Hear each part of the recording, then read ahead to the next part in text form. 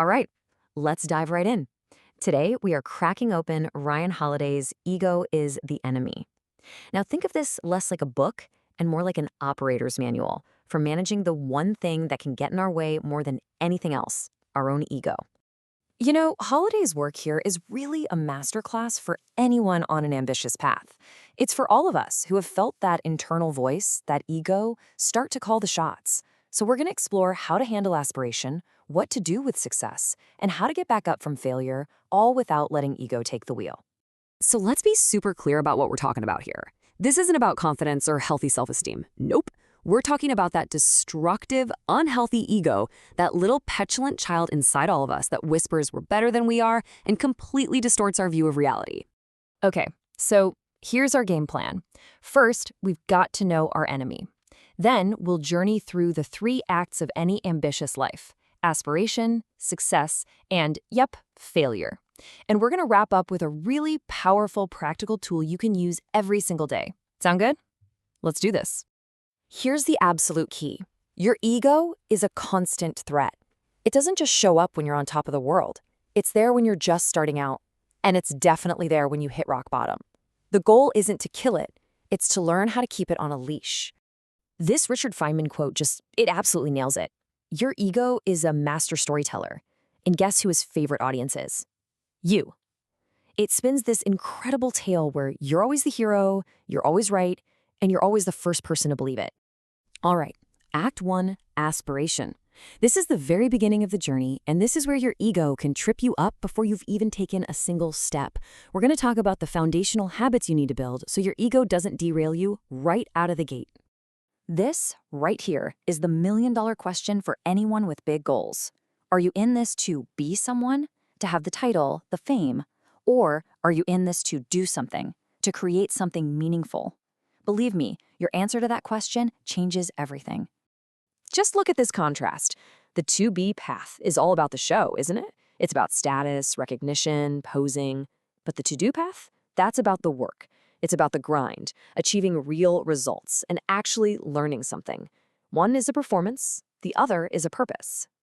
We hear this all the time, right? Just follow your passion. But Holiday argues that passion without purpose is like a wildfire.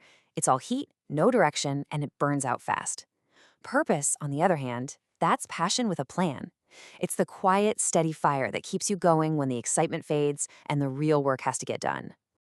Look, if you really want to grow, you have to quiet that part of your ego that thinks it already knows everything.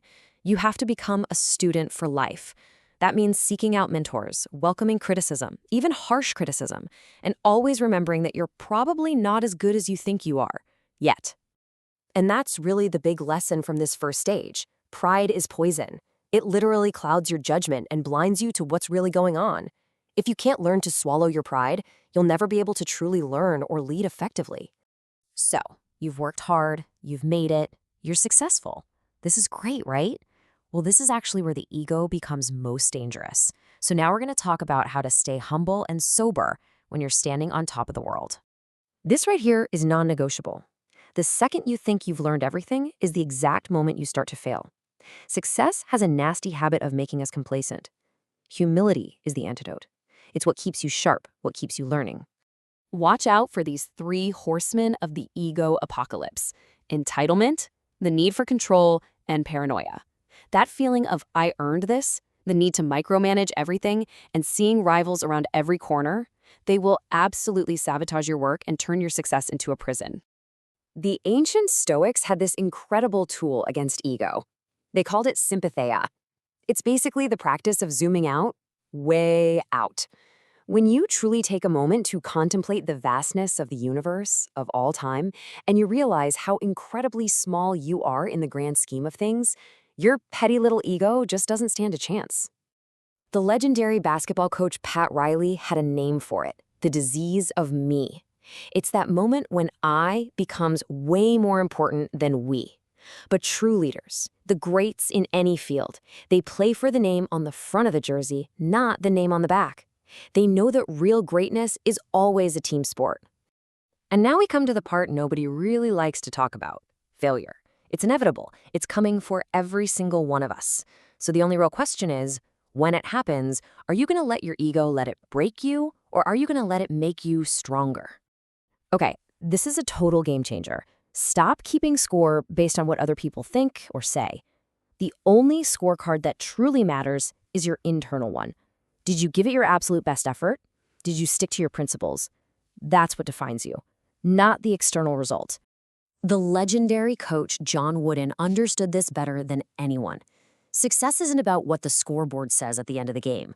It's about that peace of mind you get from knowing you left it all out on the field. When you define success on your own terms, based on your own effort, you become untouchable. Failure can feel like the absolute end of the world, but it's also a chance to start fresh. Holiday calls them fight club moments. It's when you're at your lowest, when your ego has been completely shattered, that you have the most amazing opportunity to rebuild yourself from the ground up, stronger and way wiser than before. Whew, we have covered a ton of ground, but now it's time to make this real. We're going to get super practical. Here is a simple framework you can use every single day to keep your ego in check and actually put these lessons into action. Think of this as your daily ego workout. Just start paying attention to your automatic reactions. When someone praises you, does your head swell up? When you get criticized, do you immediately get defensive? Use this table to train yourself, right in the moment, to choose the humble, productive action over the ego-driven one. And if you really want to make this a deep habit, try ending your day with these 4 questions. They are designed to keep you honest, to keep you humble, and to keep you hungry. This is how you win the war against your ego, not all at once, but one day at a time. And that's the thing to remember. This isn't a battle you win once and for all. It's a daily war. Every single day, with every single choice you make, you get to decide who's in charge. Is it going to be your ego running the show, or will you be the one in control? The choice, as always, is yours.